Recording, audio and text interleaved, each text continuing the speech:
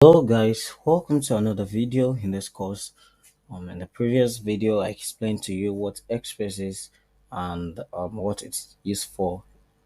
So in this video, I'm going to show you how to get started with Express.js. Now, like I explained in the previous video, Express is actually a framework that is used along with Node.js. So we cannot do without having Node.js installed whenever we want to work on Express.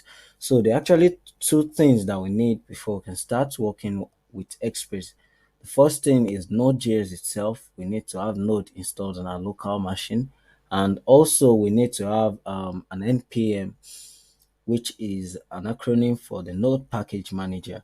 So it is as it is a package manager for Node, so it manages package for Node.js. So and like I said, Express is just another framework or another package of Node that we're looking forward to using during this course.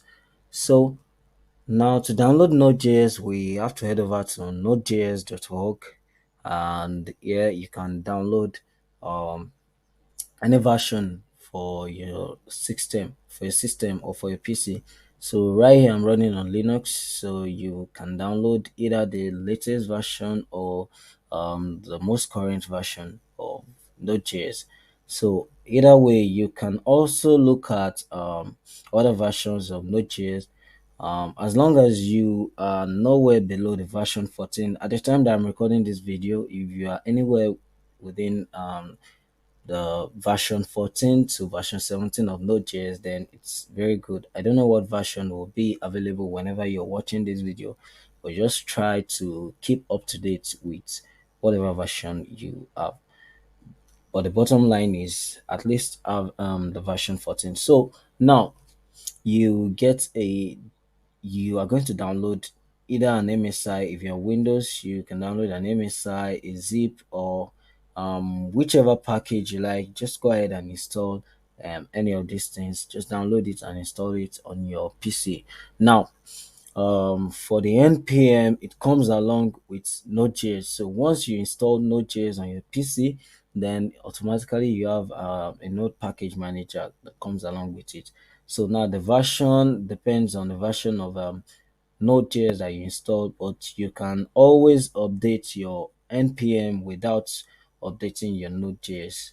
So that is that. Once you have Node.js downloaded to your local machine, then you are good to go with this course. So in the next video, we're going to start